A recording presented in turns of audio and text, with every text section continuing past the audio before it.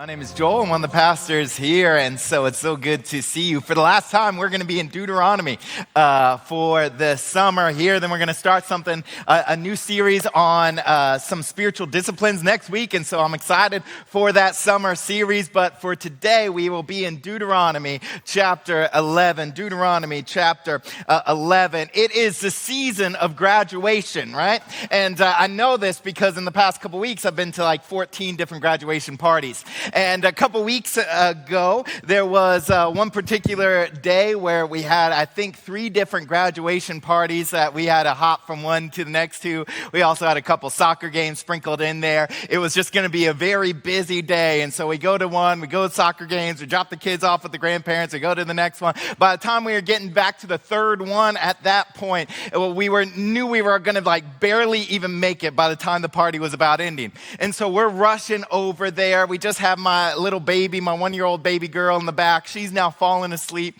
We pull up to the house, and as we're pulling up there, I see Rob Sindorf, our youth director. He's over there just petting a horse on the side of the road randomly with his 2-year-old. Actually, I should probably include that part. But they're over there, and then I see like right behind them is a bunch of cars, and you see balloons at the house and all of that. And so immediately I wave at them. We're kind of running late, so I pull in quickly. We get my daughter who's sleeping in her car seat. We put her in the stroller. We start walking up to the house. There's a lot of people around, but I don't recognize them very well because it's like, but I'm sure they have more friends than just Grace Point people. And so we're just like, hello. And we get up and we lift up, like she's in a stroller, so it's not easy. There's a bunch of steps. So we're like having to make kind of a big scene, like lifting her up to the porch. And then we like go up and we get to the front door and there's people all around. So I was like, I'm not going to knock. I just open up the door. I walk in, I start to look around. I'm still not seeing the Grace Point graduate, but it's this young lady that I'm looking for. And then I look over and I see a giant picture of a graduate that's a young man. And it was at that point that I realized we had just crashed the wrong party. And so Beth and I have just walked into a stranger's house 2 weeks ago where they are celebrating a young man's graduation. And this is not the Grace Point graduation party that I thought it was. And I just turn around to my wife and she still doesn't know what's going on. I'm just like, get out now, And so then we're like struggling to get the stroller out. We walk out. There's still the same people that just saw us walk in. And we're like, hello. And we just like make a beeline as quickly as we could out to the car. As soon as I make it to the car, Gary Peavy, one of our elders, is calling me because he saw me and is like, hey, I think you're at the wrong house. And eventually the owner comes out. He's like, hey, were you looking for the other party?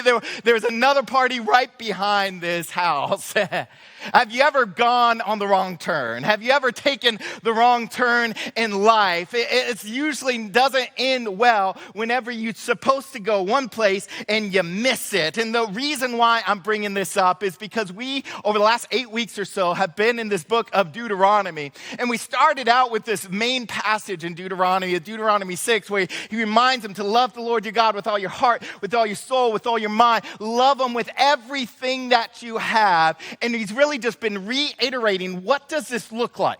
What does it look like to be a people of God? What does it look like to be different than all the other nations? And now as Moses is about ready to die, the people of God are about ready to get into the promised land. He reminds them one more time and says, don't forget this. And he gives them a choice now. And I'm actually going to jump to the very bottom of today's chapter. And I want to read a couple of the verses at the very end to show you where all these last 8 weeks have been leading to. And so in Deuteronomy 11:26, before we jump back to the top of chapter 11, verse 26, at the very end of this portion of Deuteronomy, it says, see, this is Moses, see, I am setting before you today a blessing and a curse. The blessing, if you obey the commandments of the Lord your God, which I command you today. And the curse, if you do not obey the commandments of the Lord your God, but turn aside from the way that I am commanding you today to go after other gods that you have not known. And so all of this is leading now to a decision point to say, which way are you going to choose? Are you going to go down the path that God has set for you? Are you going to follow his instructions? Are you going to follow his commandments? Or are you going to follow your own way instead? See, because at the end of the day, if they wanted to live this blessed life, if they wanted to make it into the promised land, they had to go God's way as well. And tomorrow's blessings are shaped by today's obedience. Tomorrow's blessings are always going to be shaped by today's obedience. And that's still true today. Yeah, I don't know if you're old like me, but I'm old enough to remember that whenever I went to college, it was a little bit different. Kids today will never have the same experience that some of the older folks had of getting lost, right? Because today, wherever you go, there's always a phone in your pocket and there's always GPS. I remember I went to college 20 hours away, and there was Garmin's, there was GPS systems in that day, but we were too poor or too cheap to buy one. And so I went a 20-hour drive away with 42 papers of MapQuest, right? And it was a very real possibility that I would never make it to college and die in Kentucky somewhere. That was my first test, pass or fail. And God now is saying, somebody got lost in Kentucky somewhere. You now have an opportunity. You have an opportunity to say, I'm going to follow after God, or I'm going to follow my own way. But the choice is yours. Which one will you choose? So if you have your Bibles, we're going to start now in verse 1 of chapter 11. It says, you shall therefore love the Lord your God and keep his charge, his statutes, his rules, his commandments always. This probably sounds familiar to you if you've been coming the last month or two. Verse 2. And consider today, or think about this today, since I'm speaking to you, not to your children who have not known or seen it. So he's like, I'm speaking to the adults here, those that are over 40, for that crowd that have been in the wilderness, that remember all the time back in Egypt as well. He says, consider the discipline. Consider the discipline. Think about the punishment. Think about the might. Think about the discipline of the Lord. I like that you could translate that word discipline several different ways into English, but I like the idea of discipline, and the reason why is it's like God was never just trying to punish the Israelites. That was never the goal of saying, you did wrong, so I'm going to punish you now, but rather he's trying to discipline and build discipline inside of them to say, yes, you went wrong, but I'm going to now come in and correct you, and that's what a good parent does. They're not just trying to punish their children, they're trying to discipline them, and so that as they get older, they will be disciplined people. And so that is what God was doing to them. He's like, think about all this discipline. To this day, I'm 36 years old. There's still some moments in my life that I still remember the discipline of my parents, right? The other day, I was flipping through TV stations, and as I was flipping through, I saw a rerun of Baywatch, and I'm like, not doing that again. That was a mistake. I was like... Listen, if you grew up in the 90s in a conservative Christian house, it was like, like smoking cocaine and Baywatch. Like those were, I don't know which one was worse, but they were pretty similar. And it's like you remember that, and that's a good thing. And God is saying, like, listen, I remember this discipline for you as well. And he goes on. He says, remember the discipline. His greatness, his mighty hand, his outstretched arm, his signs and his deeds that he did in Egypt to Pharaoh, the king of Egypt, and to all his land, and what he did to the army of Egypt, to the horses and to the chariots, how he made the water of the Red Sea flow over them as they pursued after you, and how the Lord destroyed them to this day, and what he did to you in the wilderness until you came out of this place, and what he did to Dathan and Abiram and the sons of Eliab, sons of Reuben, how the earth opened its mouth and swallowed them up with their households, their tents, and every living thing that followed them in the midst of all Israel. For your eyes have seen all the great work that he did. And so he reminds them. He reminds them of a few of the stories that we've already talked about. He reminds them of back when they were in Egypt and the 10 plagues and how he saw all those 10 plagues and all the might that the Lord was able to do, how he turned the Nile into blood, how he killed all the livestock, how he did all these great and mighty things. He reminded them how he split the Red Sea. And then whenever they were actually crossing over the Red Sea, he collapsed it onto the mightiest army that the world has ever seen at that point and demolishes them. He reminds them of all that. in the last verse, he also reminds them of a story we haven't talked about. There was some Levites that did not like Moses that came up to Moses and said, why do you get to be in charge? Who made you so special? We should be in charge. And Moses says, okay, let's see about this. And then he looks around to everybody else. He's like, if I were you, I would take a step back from these guys.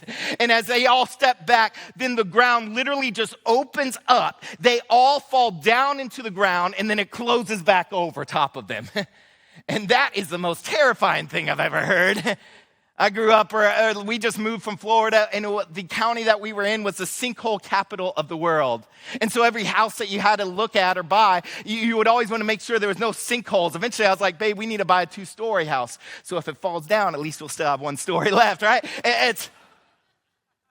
For them, this was a punishment that they could look back and remember, not that God did it to them, but they could see the might and the power of God. He says, remember those things so that you don't fall into the same trap that they fell into. Verse 8, you shall therefore keep the whole commandment that I command you today, that you may be strong and go in and take possession of the land that you are going over to possess. Verse 9, and that you may live long and prosper in the land that the Lord swore to your fathers to give to them and to their offspring, a land flowing with milk and honey. For the land that you are entering to take possession of it is not like the land of Egypt, from which you have come, where you sowed your seed and irrigated it, like a garden of vegetables. Now, I don't know what you think of whenever you think of Egypt, but they were in Egypt for the last 400 years. And most of us, whenever we think of Egypt, we think of a desert. But they weren't in just any part of Egypt. They were in a northern part called Goshen. And this land of Goshen, it was actually the delta of the Nile. And it was one of the most fertile places, not just in Egypt, but in all the world. Let me actually show you an aerial picture of today of where they would have been.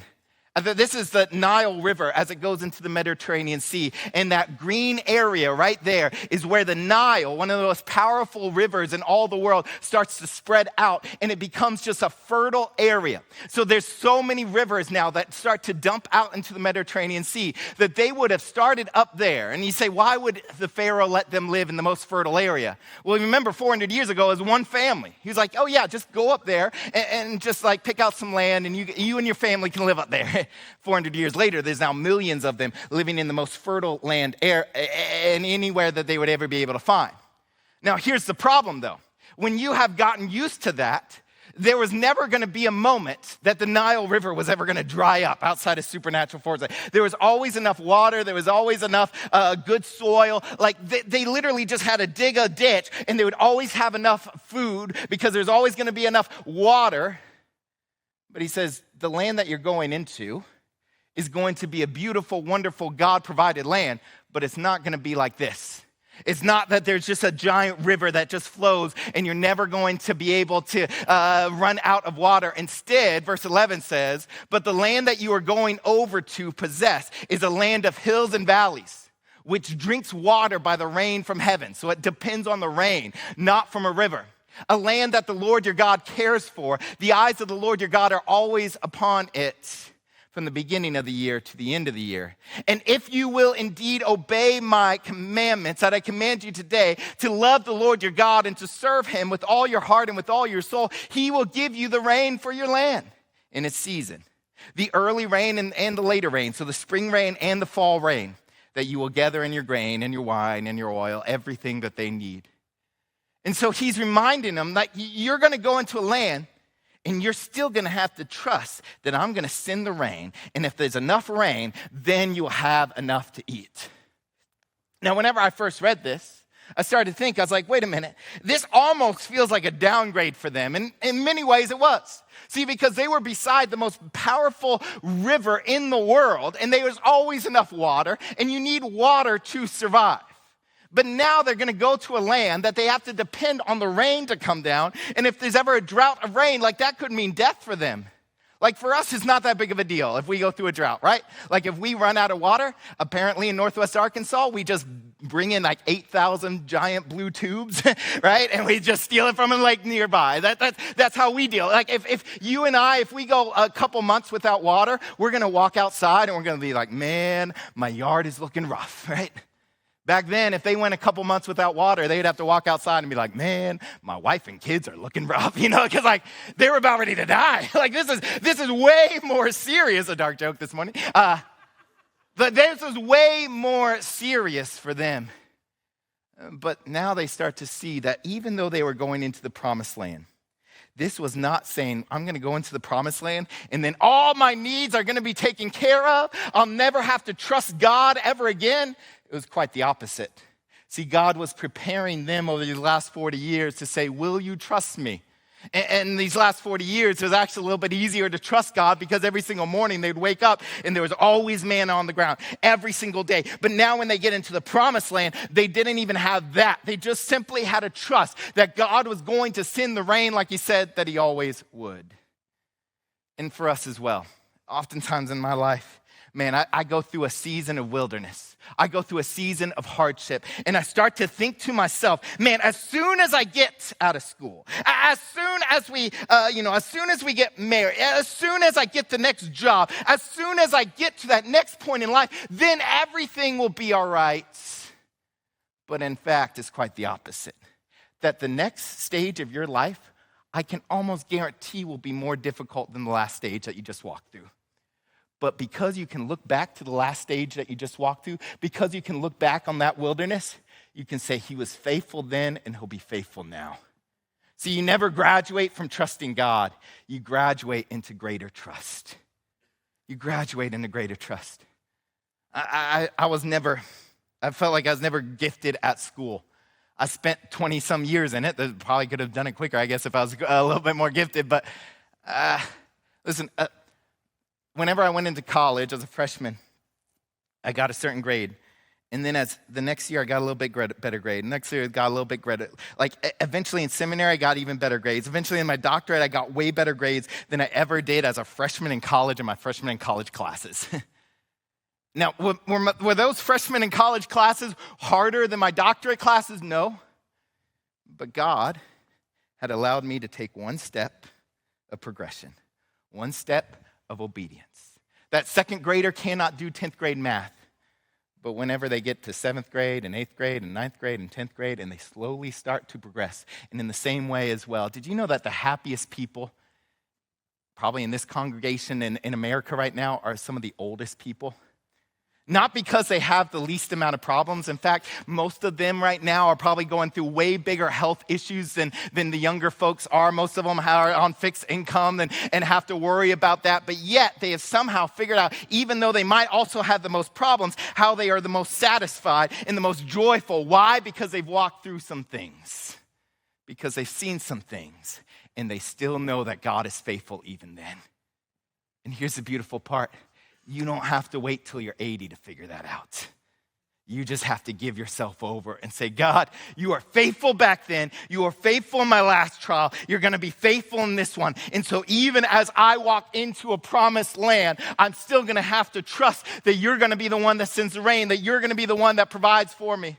In verse 15, it says, and he will give grass in your fields for your livestock, and you shall eat and be full, and take care lest your heart be deceived, and you turn aside and serve other gods and worship them. Then the anger of the Lord will be kindled against you, and he will shut up the heavens so that there will be no rain, and the land will yield its no fruit, and you will perish quickly off the good land that the Lord is giving you.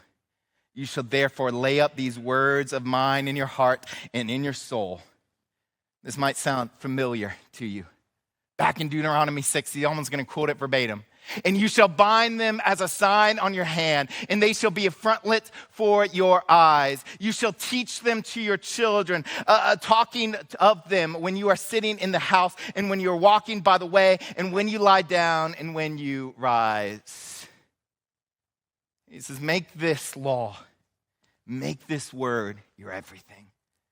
So that whenever you are walking around with your child, what are you going to talk about? How's school? No. Hey, buddy, can I tell you a little bit about what the Lord taught me today?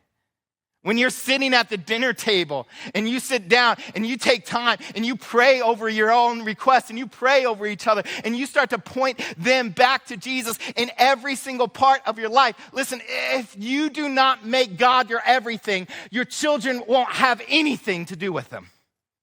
I've seen it play out 100 times because your faith becomes your children's foundation. Because for them in the promised land, it wasn't just about getting to the promised land. It was also trying to take all the other people around them, namely their family, but then all the other people around them as well. I'm just telling you, like if you come to church and once or twice a month, but every other week, there's always something more important than church. What are you teaching your children? That as long as there's nothing better than God, then we'll go to church. If you come to church once or twice a month, don't be surprised when your kids come to church once or twice a year.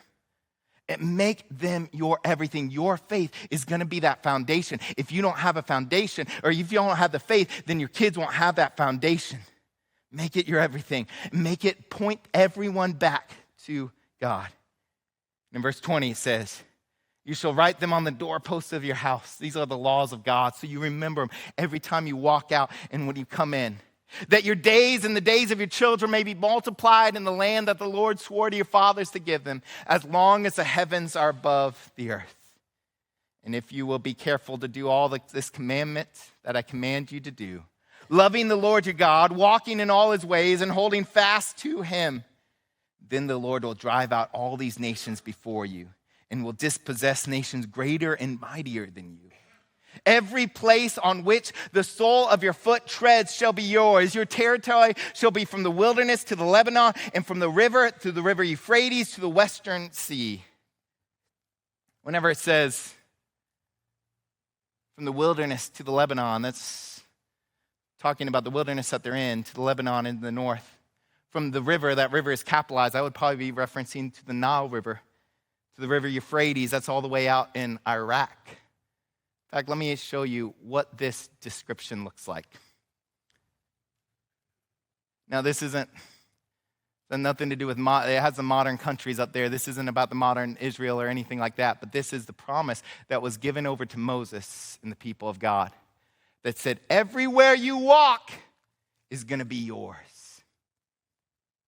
You can see, if you know your Bible history, this is going to be 10 times greater than any time in history that Israel ever had that land.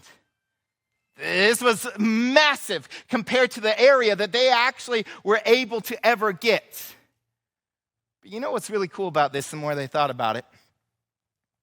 That they were walking, and really most of that wilderness probably was where Saudi Arabia is, in that northern part of Saudi Arabia. It means then that as they were walking in the wilderness, they were already walking on God's promised land for them. See, there was a special land whenever they crossed over the Jordan. That was the premium land. That was the place where God was going to set up Jerusalem, and God was going to send his Messiah. Where Jerusalem was, where Israel was going to be, yes, that was the best land, but all of it was actually going to be given over to them. Meaning this, that while they were still in the wilderness, they did not even know that they were already walking on the land that God has given them. And here's why this is important. See, because as we now look, we're not the Old Testament anymore. We're New Testament believers. But let me tell you a story of your life. That you were born into sin, into slavery. Just like Israel had spent 400 years in Egypt in slavery and enslaved to something, you and I were also born into sin, into slavery. But one day, whenever we believed in Jesus, we got to walk through the waters. We got to be baptized by the Holy Spirit. We got to be set free from that slavery. And then instead of going directly to the promised land, namely heaven for us, we now have to walk in the wilderness, which is this life.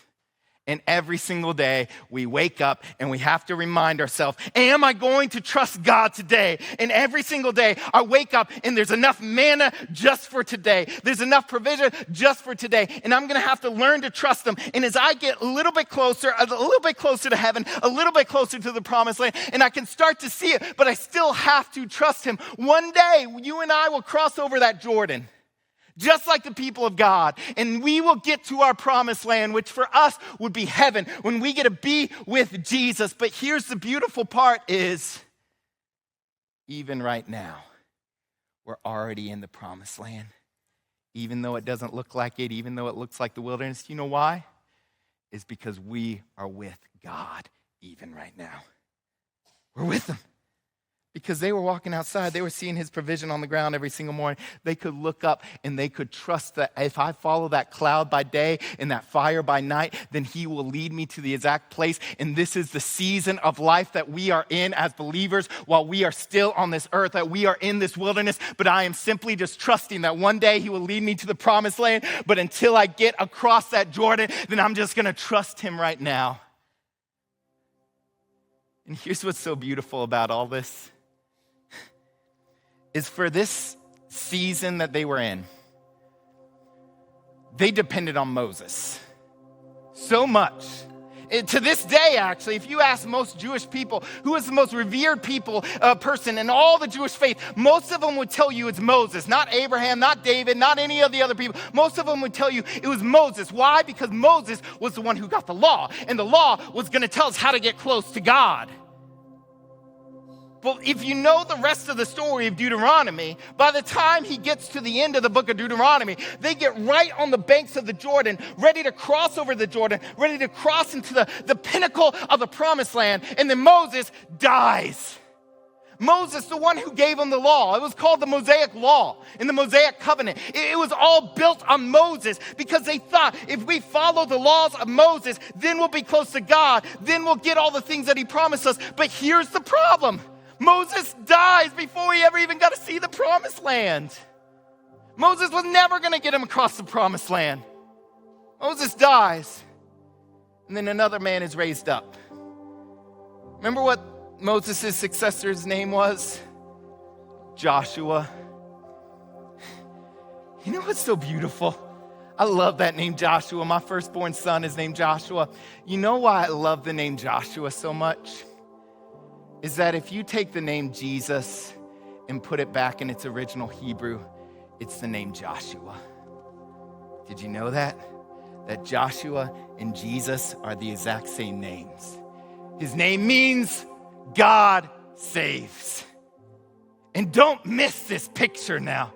That was just painted for 400 years for us. That Israel coming out of slavery, Israel living in the wilderness, Israel's trying as hard as it can to possibly get into the promised land with Moses, with the Mosaic Law, with this idea that if I try hard enough, then I'll get into the promised land. But they could never get into the promised land. It wasn't until Moses in the law died and then Jesus, namely Joshua, said, come and follow me across the Jordan River. And in the same way, you and I can try our hardest to be with God. You and I can try our hardest to get to heaven. But I'm telling you today, it was never about what you could do under the law. It was never about what you could do with all your good might. It was always about Jesus saying, now follow me across the Jordan River.